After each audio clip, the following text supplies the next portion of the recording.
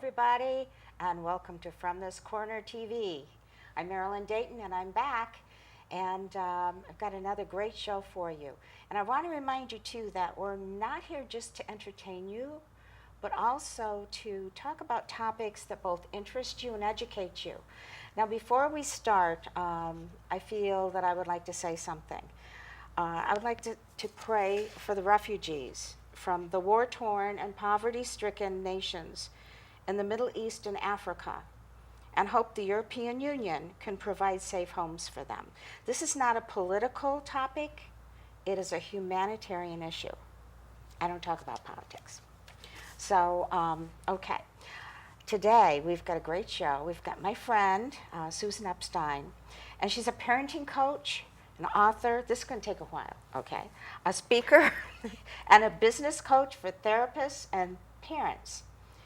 Susan chose to leave her successful 23-year psychotherapy practice to launch her parent coach business in 2007. And she just told me she had a show, too, a couple of years after that. Susan began coaching parents to successfully manage children and adolescents with challenging and resistant behaviors. So while you're listening to this, get out your pen and paper, okay? Because we all have children, grandchildren, friends of theirs that we may want to take down some notes. She created information products, and she's got some of them with her today. And she's been traveling the country as a national speaker, well over 200 venues. And she's been on local TV too. Susan has sold over 10,000 books and products, and she continues to write books and update them and also do videos. And so we're blessed to have you on this show, Susan. Thank you so much for coming on our show. I'm so excited. Thank you, Marilyn. I am thrilled to be here. Now, And so honored to be with you. Oh, thank you, thank you. I've known you for years, and I did some research, as I always do, like a regular guest. You know, I did some research, and gosh, you know, she's kind of all over the place out there. She is a resource for magazines like Parents. I saw the one that's the 10 first-year games for you and your baby. And she's listed in a New York magazine, the outsourced parent section, as a teen life coach. And it's just, it goes on from there. And I feel very privileged to have you on my show. Thanks This again. is going to be so interesting. Yeah. So great. Let's get to some issues that I know our audience has an interest in, and myself too. Let's say a parent is working from home, okay, and they've got children at home, and they're trying to balance this, and they're trying to keep from being interrupted, and it's kind of a challenge when you've got little ones at home. Yes. So what kind of things would you advise people to make it easier for them? That's a fabulous question. I was one of those mothers because I had my practice at home, my private practice. So I had to walk that before I could talk it. I guess you did. And recently, actually, in the past year, I've worked with a couple of moms who that was just one of many issues that they had. And so there's a couple things you can do. One is to work only when your kids are in school and get really good at time management so that you can be there after 3 o'clock and not be interrupted. And put your phone, you put your computer away. I met a woman last night at a networking event, and she said, I only work from 10 to 2. And she has a successful coaching business. And she's just set her hours around that, and she's really purposeful, and she's highly focused because she knows that she wants to be there in the morning to get her daughter after school, and she wants to be there after school to be there with her daughter full time. And she just sets those limits. The third thing, it's really important that you have a space that's dedicated for your office. And I'm thinking of this one mother I was working with, and she was a graphic designer, and she had 3 little girls, and she is working in her living room, like the desk is in the middle of the living room. Oh, wow. And the whole time we're doing Skype calls for the coaching, and the whole time we're doing it, she's trying to talk to me, and they're walking in, Mommy, I need this, I need that. And she said, this is basically my day when I'm trying to work with a client or whatever.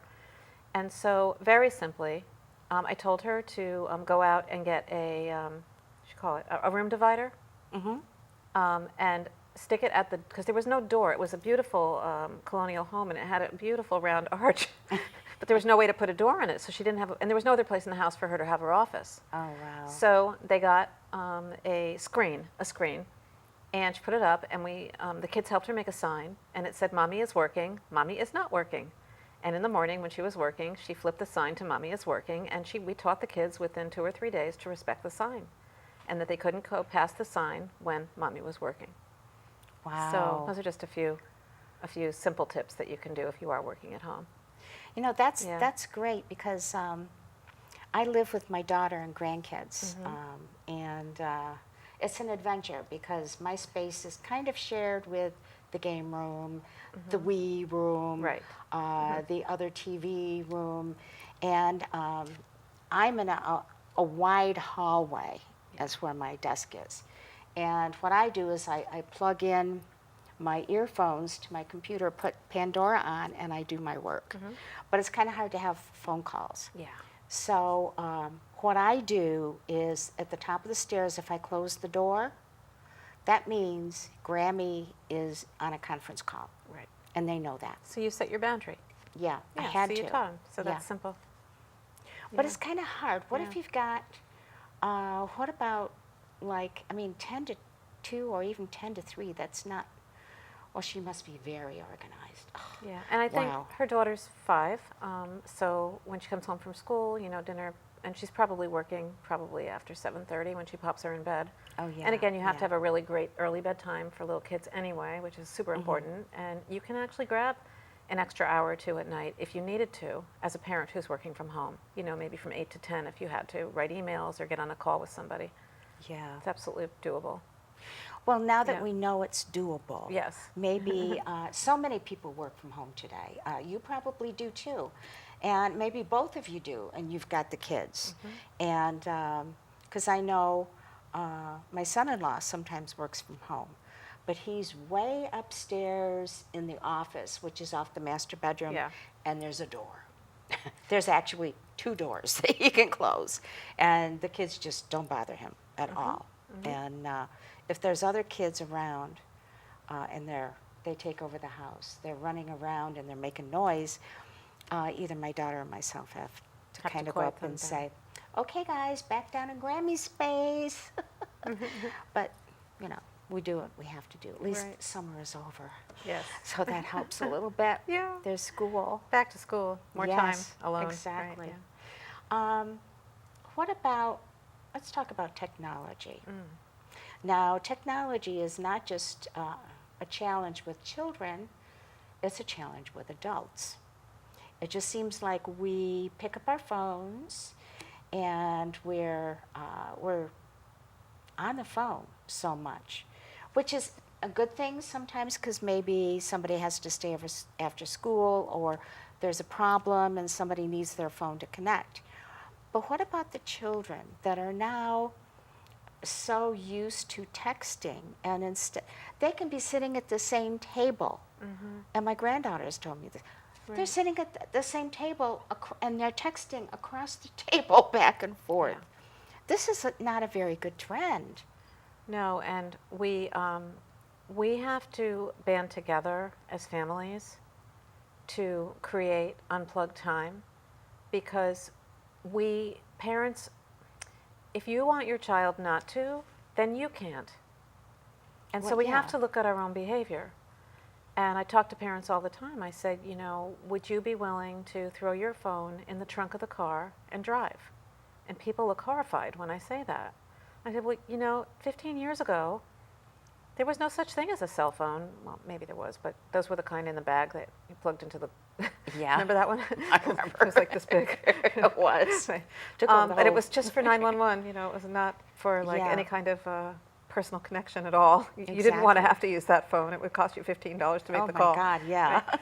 But we have a world now where it's not just talking on the phone. It's our email comes through there, Facebook, all social networking, like you said, the texting. So one of the strategies that I developed for families that I work with is to create a Dropbox, not the Dropbox.com Dropbox, but a Dropbox on a kitchen counter that says cell phone, tablets, place here, with a charger or something inside it so everybody can plug. And when the kids walk in after school, all the phones go in, including mom's, if she's going to help them with their homework or be available, and you want to be available. Of course. And then after dinner, when the homework is done and the bath is over or whatever chores need to be done, you can have your phone back until bedtime. And then at bedtime, the phones go back in the box. And that way we have a dinner where we're actually talking to each other and we're not all on our phones at the table going like this, And it has to be a consensual habit that the family all decides together to do it. And that will be I believe, the only way to show kids that they can be unplugged and have meaningful relationships, because we can't say get off your phone when we're on ours. That's It's just impossible. Yeah. Yeah. I know we have a rule that when we're sitting and having a meal, we talk Right. face to face. Right. The thing is, and USA Today calls it cultural autism. Yes. And I thought, that's kind of a powerful statement. Yeah. Well, You know? children are afraid. I have parents that I work with that tell me my daughter or my son is afraid to call up and make a hair appointment. Well, can't we just make it online? They're so trained to do everything without having to deal with people that they're afraid to talk to people they don't know and to ask for what they need in person. I mean, a lot of people don't even go shopping anymore. They just order everything online and have everything delivered. So how is a child going to even learn to, take something off a rack and go to a register and pay for it and have that experience? A lot of this stuff is shrinking. It's going away because our lives have been made so easy because of technology. And some of it's really fantastic and it's awesome. Oh, I want to yeah. order a book. I can have it, I can have it in 24 hours at my door. Mm-hmm. And that, It's that's pretty easy. It is. And if I don't even want the physical copy of it, I can have it delivered to my iPad, right? So my Kindle, what that is. So, exactly. and that's great because information, we want information, we want to learn, we can have that stuff immediately, but children need to learn social skills. And if we can't model that for them, how are they going to learn that? Well, it even goes beyond that. So many kids today work on computers, so Yeah. they're typing Yeah. their reports in, they're typing things in, and I was reading an article that said that they're not even teaching cursive Yeah. as much in school anymore. And I went, wait a minute. We've gone away from, if you've ever looked at, if you've gone to a museum and you've seen any of these old documents, whether it's the Declaration of Independence or something else, and the writing, the beautiful swirly writing that human beings used to do, and now they're just going to type it into a computer. And It's interesting that you said that because I'm on the computer a lot too, because I do a lot of writing, I do a lot of emailing, I do a lot of work on the computer, pretty much all day. And occasionally, I do most of my banking online too, right? Yeah, But of course. occasionally there's certain things I have to write a check for. And sometimes when I put the pen in my hand and I go to write the check, my hand's not working the way it it used to. Does that happen Yeah. to you? I feel like there's something, the motor skill, something's off, where I go to write, the number, and I'm like, wait a minute, why did I make it? My hand's just not working the way it's supposed to work, and I think it's because I'm not using that skill. I'm not using the hand to the mind as much as I'm doing, the typing. So I think we do have to take care of that if we want to preserve it. We do. Yeah. We do. And I've noticed that my cursive Yeah. skills have depleted or just plain gotten worse, and it's like Yeah. chicken scratches. And so I've gone Working back. When on I it, was right. writing this note to myself, Yes. I actually wrote it on a napkin first because Yeah.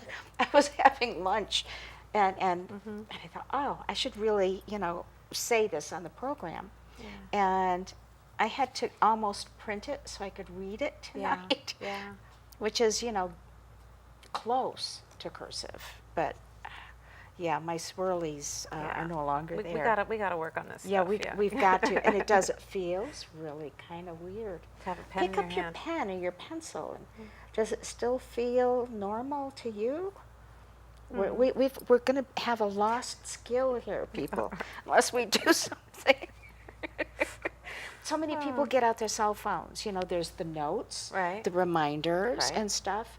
And when you say to someone, oh, here's a good book to read, they get out their phone and they put it in there. Right. Because we don't carry around, A you know, pad of pads, paper and, anymore, pads and right. pens. I'm packing for a trip I'm taking tomorrow morning. I've got a pad and a pen I'm going to have right in my purse Yeah. because I was discovering that I need to need do to- that more. That's right. But if you don't learn it in school, Yeah. you won't know it. No. And another thing that I'm kind of concerned about is, well, we don't really have that problem in our house because my grandchildren are very expressive, especially the little guy. But I've noticed that some of the kids, they're more almost monotone acting and monotone talking. Yeah. And my granddaughter had a drama club, just a get-together to see what it was like at the high school last night or the night before. And it seemed to take forever. So, but I noticed that some of the kids, very quiet voices, as the first time ones, very quiet and not very expressive, kind of monotone. And they're, you know, the drama teacher says, you know, we're going to work on that. That's what we're going to do. And I thought, yes, somebody's got to work on Yeah. that, you know. Yeah. And the ones that have been in drama club for a while, you know, they're used to it. They're Right. speaking out and stuff. And another thing that she said, the drama teacher, she said, okay, here's one of the rules and regulations. Some of the teachers have done this. They've ordered these pocket holder things that they hang on the wall. You come into the room, your cell phone goes in those pockets, Right. okay? You turn off the sound, and then you stick it in those pockets, and when you leave, you grab your cell That's phone. right. And I thought, great, because you've got to control it somehow. But you're right, it does kind of sort of start at home. I think I was seeing the other night, I watched 60 Minutes, and Anderson Cooper had gone to mindfulness training with Kabat-Zinn, famous guy. He actually goes to Google and he teaches meditation, and they all have meditation meetings before they start their workday. Oh, that's And they so all great. have to drop their phones in one of those pockets at Google before they start work. And they have their 3-minute meditation together, and then they can go get their phones at Google. Wow. Isn't that cool? That's very cool. Yeah. We should all do that, Yes. okay?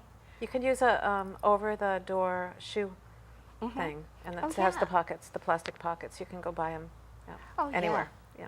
Absolutely. So many people, like even in your workplace, this might be a good idea for your workplace because I know I've heard a few stories here and there about, you know, how do I keep my employees from going on their phone all the time? You know, how do I, You take them away. yeah, that's how you police that. Right, right. And it's the same thing when, if you give them rules to follow. The problem is, we can't help it. There's a hormone released in our brain. It's the same one that when you go to the slot machines. Oh. That's what happens. That's why we keep checking our email. People check their email 100 times a day because, oh my God, did I get something? Or we used to, when we were kids, run to the mailbox to see if the mailman came yet, right? Oh, yeah. It's the same, what am I going to get? Am I going to get something? And the brain wants to get something. It wants that immediate gratification. So that's why we check our email and our Facebook all day long. And unless you remove the object, you can't tell people not to do it. They won't be able to. They'll just be like, it's almost painful. Oh, wow. I've actually done some of these when I do these seminars when I travel around the country. I'll say, like, you know, I know you're all going to be on your phone all day, like while I'm talking to you. And some of you are going to pretend and you're going to put like your hands underneath the tablecloth, you know, but like, what if we just did an experiment and we just said, let's just try for the next 60 minutes that you don't touch your phone. And the looks on the faces it's excruciating pain. They just can't imagine not being able to check their email. Because it's the brain. It's like an addiction. Yeah. That's what it is. And that's why we can't demand our children stop Wow. unless we remove it. It's the only way is removal. Well, what breaks about from it. Yeah. the new, I mean, technology The is Apple just Watch? moving Yeah. right along. The Apple Watch, Right. that, you're in the bathtub relaxing. I saw one of the commercials. Somebody in the bathtub relaxing. Oh, yeah, I can check my email. Oh, please.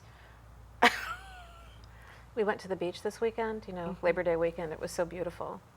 And I just wanted peace and quiet. And a woman was on the beach talking to some .com that she had ordered something for her car, and she was fighting with them on Saturday or Sunday for like a half an hour, arguing with them about a $30 charge in the middle of the beach. You know what I mean? Like, Yeah. we're on the beach. Yeah. Like, That's supposed to like, be relaxation. she was and doing business. She was like on the phone fighting. She was getting mad. You could see like she was trying not to lose it, but she kept repeating herself, asserting herself and repeating herself. But I've certainly had those conversations in the privacy of my home with some company that's, taking my money on a subscription or something like that you have to get out of, but not in the middle of Labor Day weekend on the beach. That sort of spoiled my nature. Yeah. Yeah. Surrounded by people that don't want to hear this. Right, exactly. It's So kind there's of, like, people don't care there's no privacy around their own noise, I think that's, they're not being they're not- considerate. there you go, cultural autism. Yeah. Yeah, they're in their own worlds and they don't see the impact of their behaviors on other people. Wow. That's Yeah. kind of a scary trend, too. Yeah. Gee Has anybody ever whiz. bumped into you while they were while reading their phone in the middle of the supermarket? Boom! Crashed their cart into you because That hasn't happened to me, but I could picture it. it will. Yeah, I'm sure it Right, will. right. It's I love shows that show funny things, funny animals, funny babies, Right. funny, interesting things, like someone walking along on their phone and they fall in a construction hole because they're on the phone, and you laugh, Yeah. but it's kind of sad. It happens. I know. Yeah. It does. Kind of makes you wonder, where are we going? But let's get back to parenting. Yes. Parenting never stops, does it? No. Look at you. Yeah, I know. It was my son's birthday number 45, earlier part of this week. And he ended up calling me for some reason. He lives and works in Japan. So he sleeps while I'm awake. I sleep while he's awake. But we kind of, there's a little window. bit of, there's a window of time, because he stays up till 1 or 2 in the morning and then gets up and goes to work at 7 or 8. But I'm not going to get on his back about that. He's a grown-up guy. But he was talking about some things that he is going to be doing, and mother kicks in, Well, make sure you do that before this date, because why do we do that? We just Can't help ourselves. if we can't help ourselves. Here we go again. We can't help ourselves. Right. But it's being a good mother, Absolutely. be caring, and And and guiding but I stopped, and I said, "Oh, here's mother." I said, "I sure sound like mom, don't I?" And he says, "Yeah." He says, "It's okay. I like it." Aw, sweet. Yeah. Yeah. But it doesn't end. But what about grandparents who want to help parent? That's kind of something I've There's a lot of grandparents these days raising children. There's There's a whole group of them, like a lot of them. Yes. Yeah. And Yeah. a lot of them reach out to me via email and ask me questions specifically around that. It's got to be difficult, because there's a generation in between, Yes. and so many things happen from generation to generation. Right. I mean, it's different if you're living 3 generations together like you are versus somebody who ended up raising their kids' kids because their own child is incapacitated or not available or gone or dead or in jail or on drugs or something like that. Yeah. Yeah. Do they normally end up adopting the children, a lot of them? I don't know. I No? mean, probably. Because yeah. we talk about the power yeah. of parenting, Yeah. but the power of grandparenting, and what are the borders, what are the Yeah. boundaries? And, if you're just taking care of children, what are your rights? How do we find out what the rights are? My parents helped me so much with my kids. My mother took my kids in the summer when I was still working at a job, and she would take them to the beach all summer long. They could have friends over. My parents live around the corner from us. They really helped us, and I couldn't have really. I mean, I had a babysitter and everything too, but my kids grew up knowing their grandparents really, really well.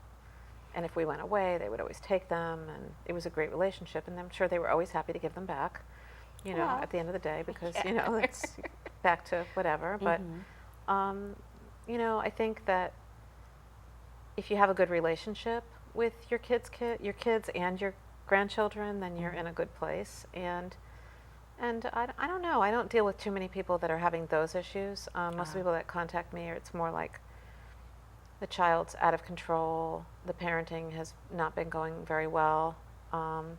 Grandparents are eager to help, and they want to be a part of the solution, not the problem. Yeah. That's been my experience. Yeah. Yeah. We do. We want to help, but it's always a question, when do I open my mouth and say something?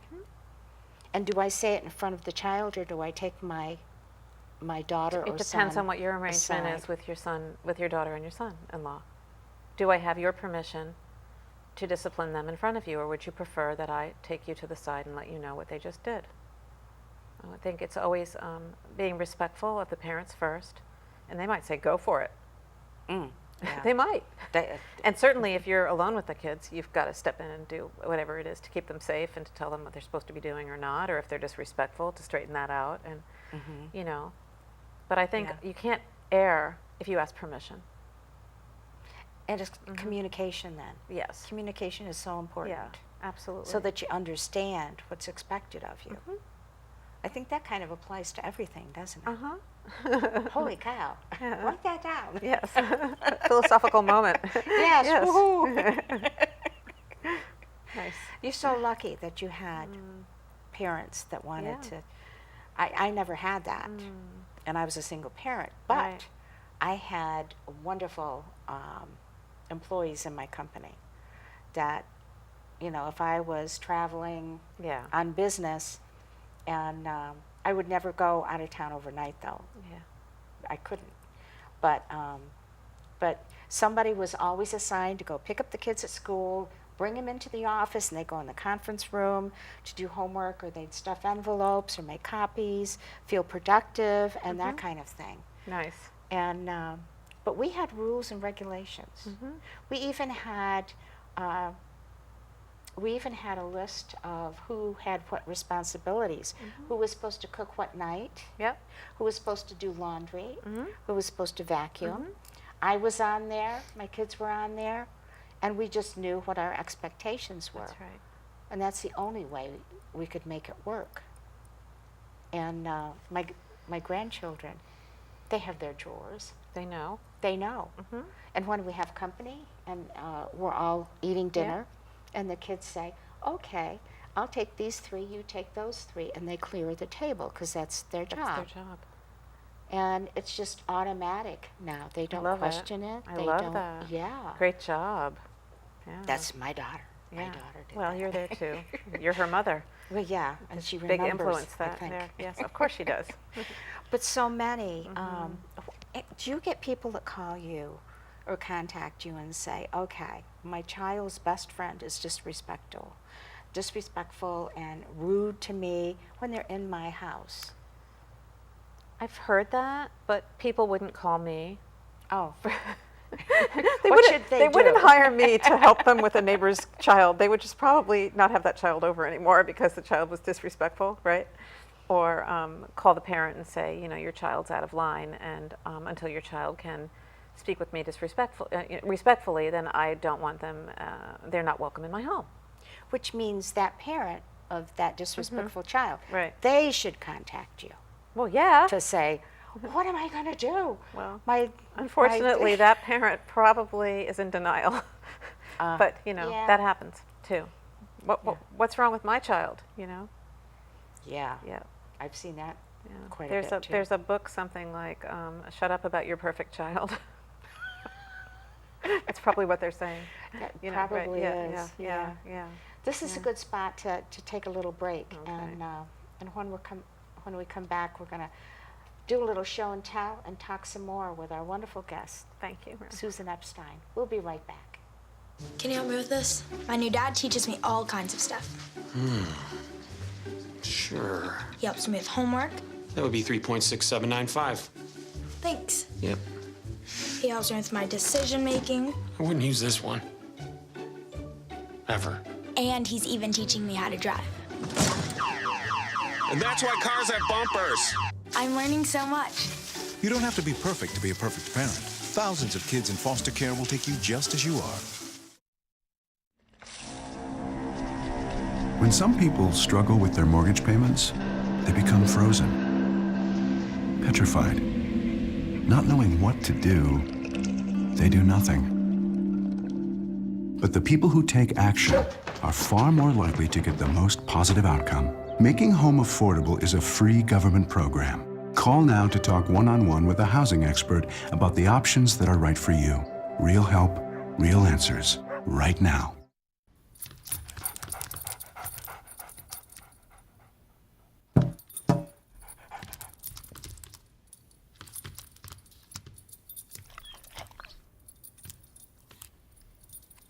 There's a shelter pet who wants to meet you.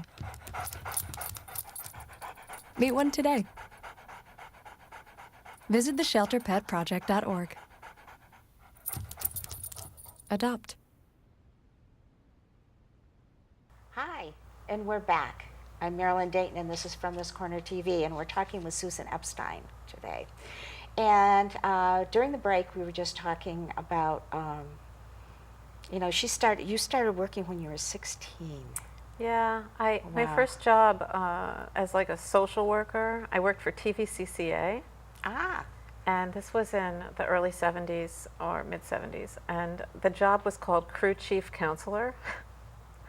And we had kids from low-income housing or something, and they would come into New London, and we were assigned a job for the summer. So I was assigned Nuestra Casa, which was a Latino organization in New London. It doesn't exist anymore. And we were supposed to paint their building. And I was like 16 years old with a group of 14-year-old kids. wow. And the money was probably federal money to keep kids off the streets during the Vietnam War. I think wow. that's where the money came from, because they were sick of people rioting.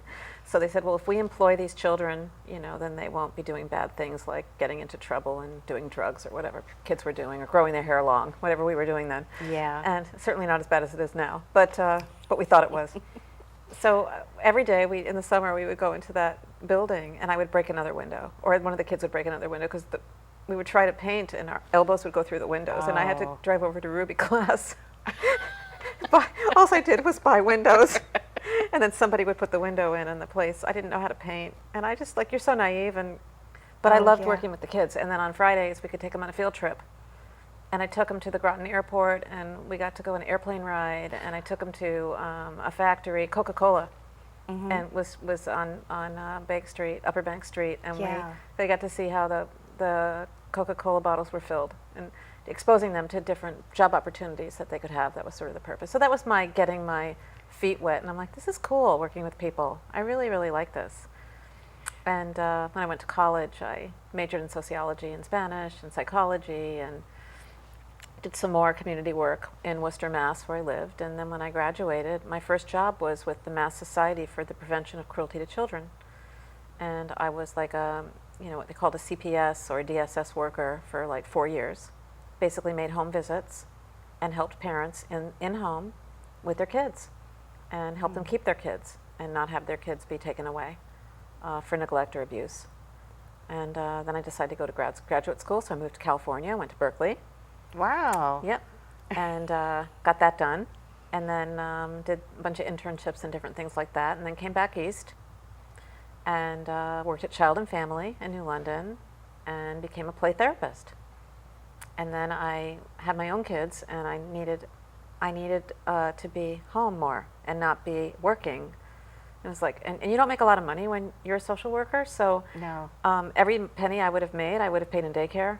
Oh, So boy. I got into private practice with a group, and I built my practice there and became a play therapist and a family therapist, and for many, many years over, now it's like crazy. It's like I do a little bit of that on the side, but not much. But, over the years, I saw so many people and helped so many people with their children.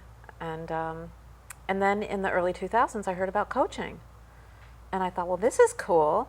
I could help like more people and have a bigger impact on the world if I could talk to people on the phone, because then there would be no geographic limitations. Yeah. Right. And then I started, and ever since then, in 2007, I built my website, Parenting Powers, and started taking on clients all over the world. I virtually worked with people in many, many, many other countries over Skype and so forth over the years, Wow. including the United States, of course.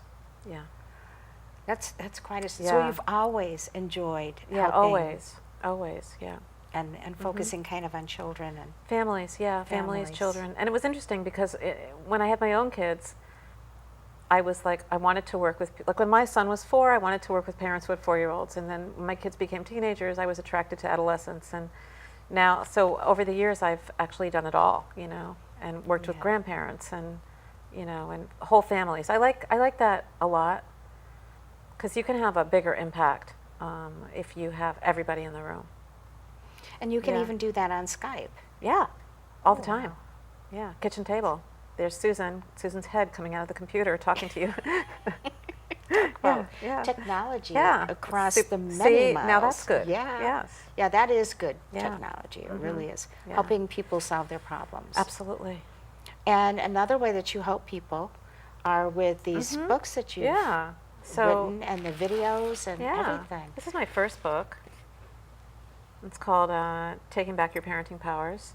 First book. First book, yay! Yay. Well, maybe it's the first book. I can't remember if that was the first book or this was the first book. Well, this is the first parenting manual that I wrote. Okay. And this is the book that is, how to feed them, how to put them to bed, how to wow. take away the electronics and have, and I wrote this a long time ago, but it was, all of that was starting, right?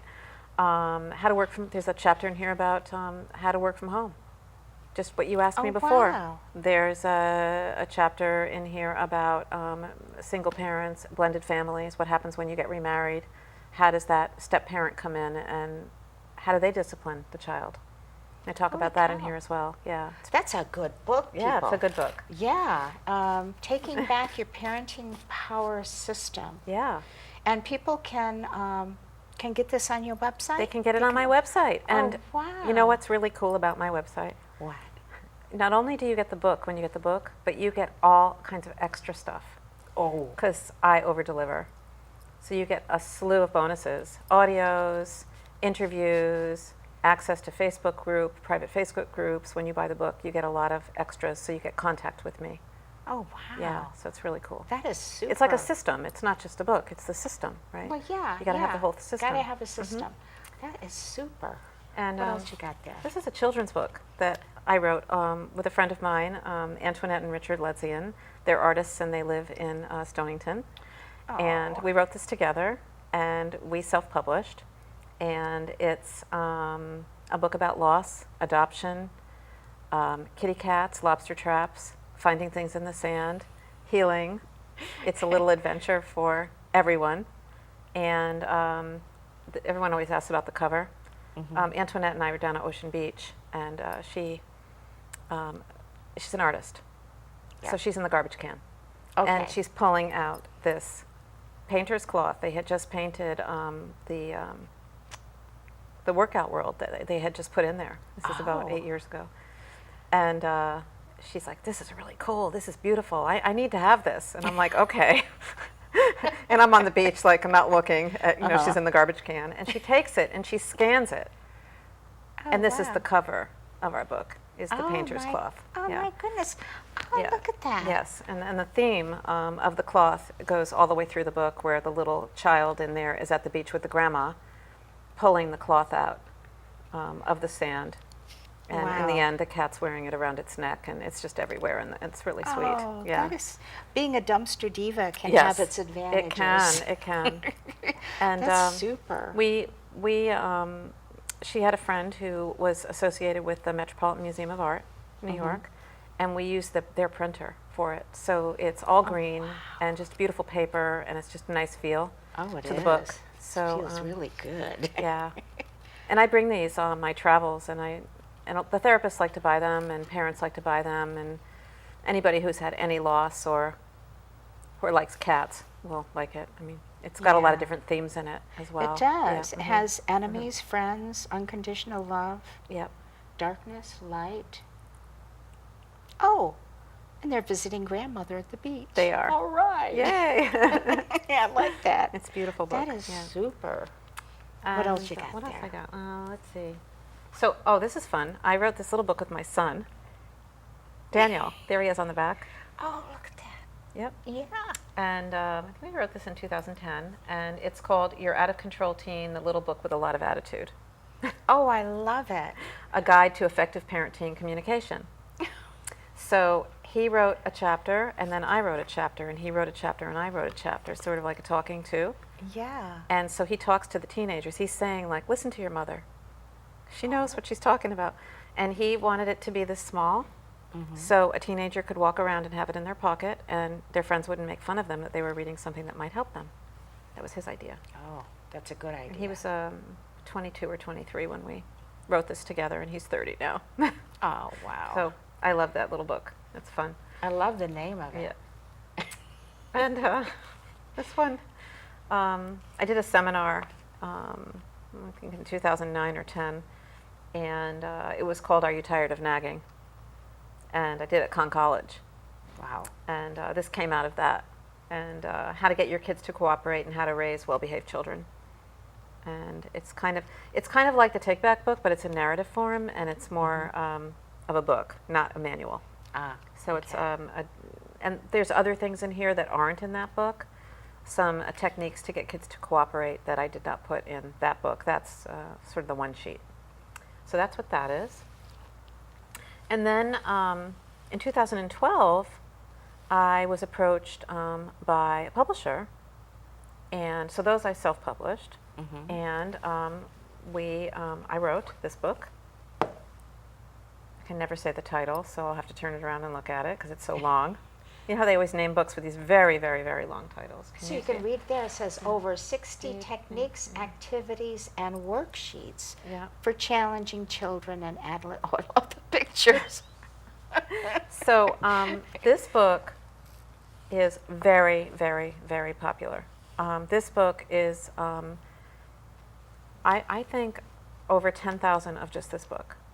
Oh, wow. Yeah, this book is the people I do the seminars for, and I travel around the country. This is the book on the table when people go for trainings. I provide CEUs for therapists and teachers and so forth, continuing ed units, and this is the book that is on almost every single child program for this company.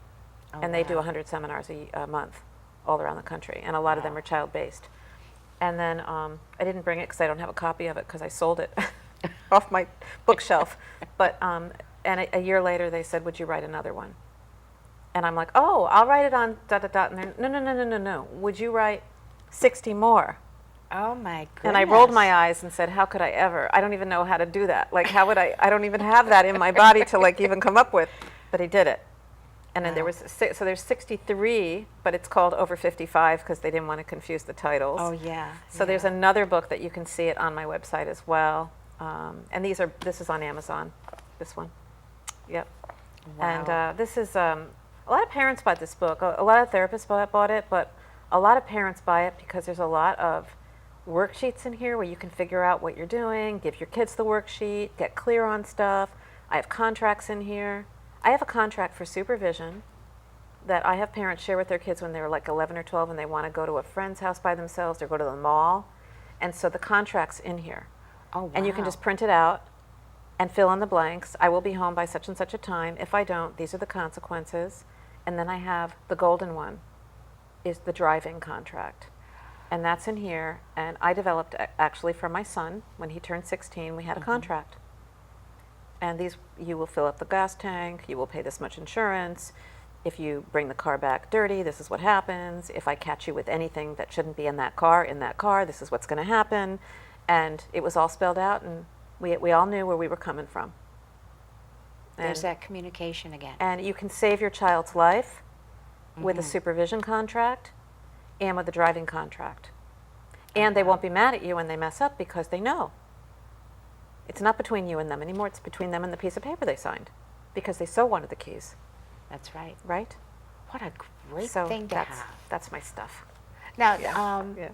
the contracts are in this one? Yes, in 60. Okay. And over 60. And over 60. And I think I did some research here. You sure did. A lot of notes. She's got an awful lot of books, and you've got Mom Magic. Mom Magic is a brand new program that I just developed. I'm super excited about it. It's a 5-part online parenting program.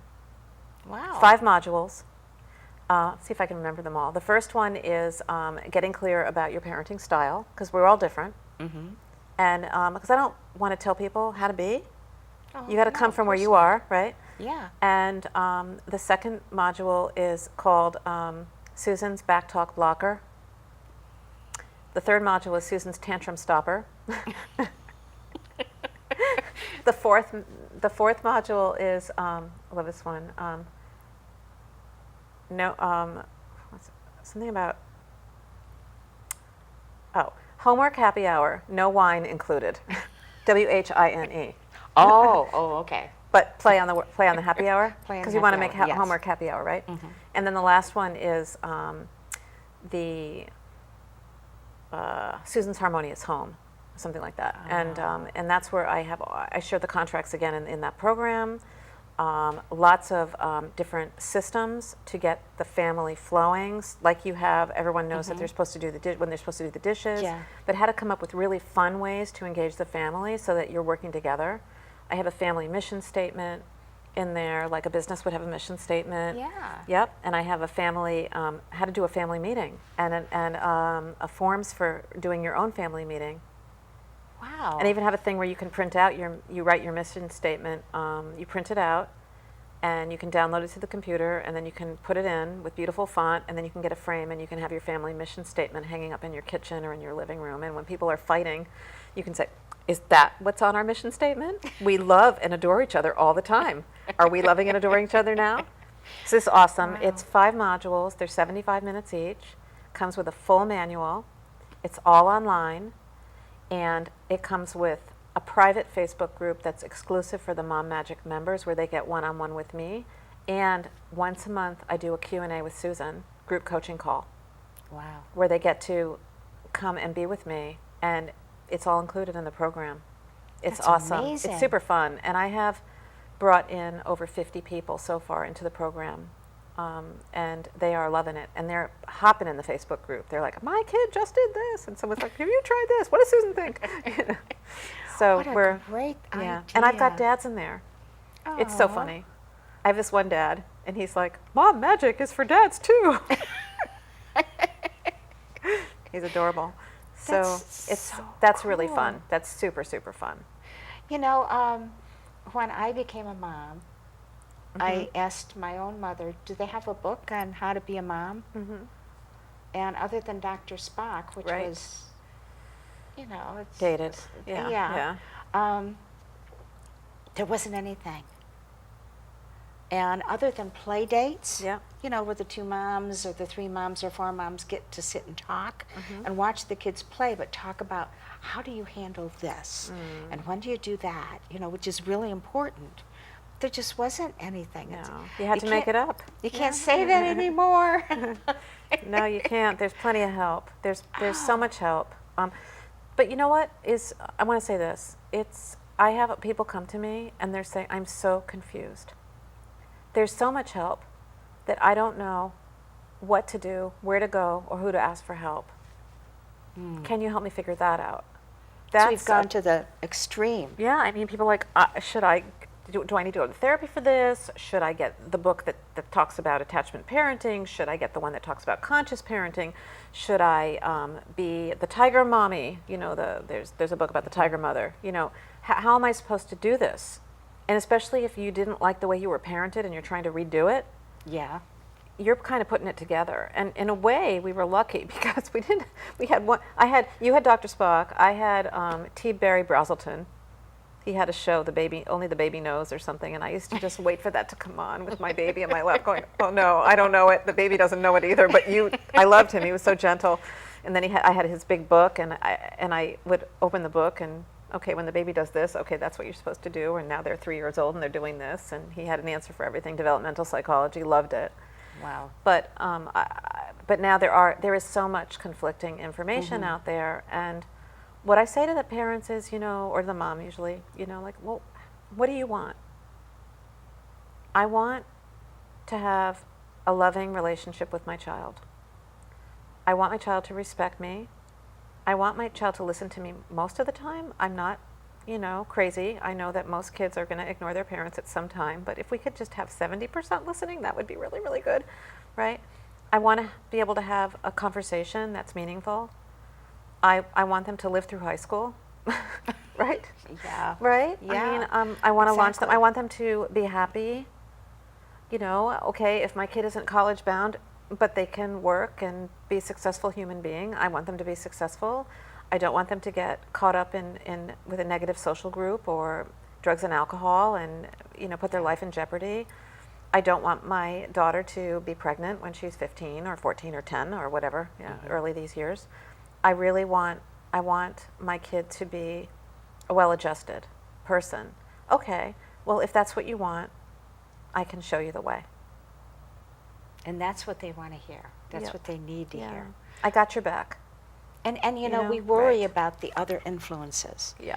We try our very best. Yeah. But you read about so many kids who can't cope with peer pressure and are so depressed and feel like they have nowhere to turn. There's so much suicide. I mean, it's Yeah. very scary. And on the flip side, there's a lot of entitlement.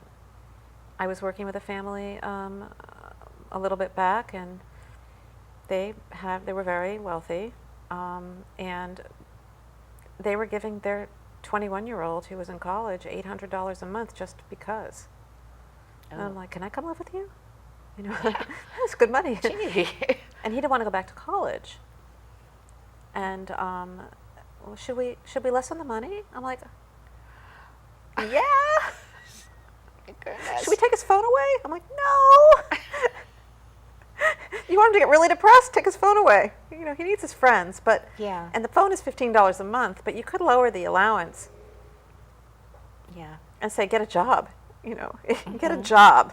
Yeah. You know, you're 21 years old. You don't want to finish school. You're not living with us, and you're not living in our basement till you're 40. Sorry, but they really didn't know what to do. They had, and you know, you take a family history. It's like, well, yeah, he was like that when he was 13, 14, and 15, and he hasn't grown up yet because they've just rescued. So, you know, sometimes parents feel so guilty that they give too much, and it backfires. So having a coach or somebody to talk to can help you. It hurts to be a good parent. You know that, right? I mean, when you have to tell them no, and you see their little faces or their big faces be sad and mad, and you just want to say yes, but you know you have to say no for their safety or for whatever other reasons, It's it breaks your hard. heart. It does. does. But you have to have your heart broken a million gazillion times as a parent in order for you to turn out a good kid. Yeah. There's no way, and if your heart isn't broken, You're not then doing you're going it to right. have a kid who's out of control and who's going to mess up as an adult. Absolutely. Yeah. Boy, holy cow. A lot of things to think about out there, okay? But there's hope. There's Yes, there somebody is. to call. And she's wonderful. She's just wonderful. So, this has been wonderful to have you It's here. been delightful. I knew it would be Yeah. an amazing thing. And this is just some of what she has. Okay, go to her website. It's right there. And she's got, oh my goodness, she's just got all this stuff, you know, all kinds of approaches and systems. Yes, I do. But there's nothing better than talking to her. That's the best thing to see. I'm accessible. It's so funny. I got an email last week. Are you a real person? Because people get email, they don't know if you're Yeah. a robot or something, right? Yeah. I'm like, I am so real. Want to talk? Here's my phone number. Give me a call. I'll talk to you for 15 minutes. I'll prove I'm real to you. You know, I'm accessible. I'm Yes, not you one of are. those people that you have to get through a gatekeeper to talk to me. People are afraid sometimes. You know, speaking of robot, Yeah, that's true. say goodbye to explosions, tantrums, and silence. Green robotic communications. Yes. Please don't speak to me that way. It's disrespectful. There you go. I used very few words, which I was green. I saved my energy. And I said it like I was a robot. Gotcha. And I have no energy around it, and I'm Teflon, and you can't get under my skin, little child. And I'll just repeat it. Please put your tongue back in your mouth. Thank you. Please take your hand off your hip. Thank you. Please don't roll your eyes at me. That's rude and disrespectful. Thank you, sweetie. Okay, is that good or bad? That's my method. Okay. That's my method. Because I don't believe in timeouts. I don't believe in sending them to their rooms. It doesn't work. No, it doesn't. It doesn't work. I want to teach my children how to behave. Just like put your napkin in your lap, get your elbows off the table, don't make those funny noises at the dinner table, right? Right? It's all about Right. manners, and disrespect is just manners out of control. So we need to correct them rather than punish. And parents tend to punish because they don't know what else to do. But if you just let your expectations say, well, that's not appropriate, in a calm voice, not in a mad voice, because then you up the ante and everybody starts getting upset and screams and The yells at each defenses other. and Exactly. stuff, yeah. But in a correcting, with a thank you and with an explanation and a validation. I know you're upset, sweetheart, but please don't speak to me that way. It's disrespectful. I love it. Would you that like to means try I've done this? some things right. There you go. Yay! Yay. I told you it'd be a good show. It's been a great Aw, show. thank Thank you you. so much. And you can get a hold of her. She's real. She's there. And she'll answer the phone and the email. And every time I finish a show, I like to do a quote. And I found a couple to close out our show.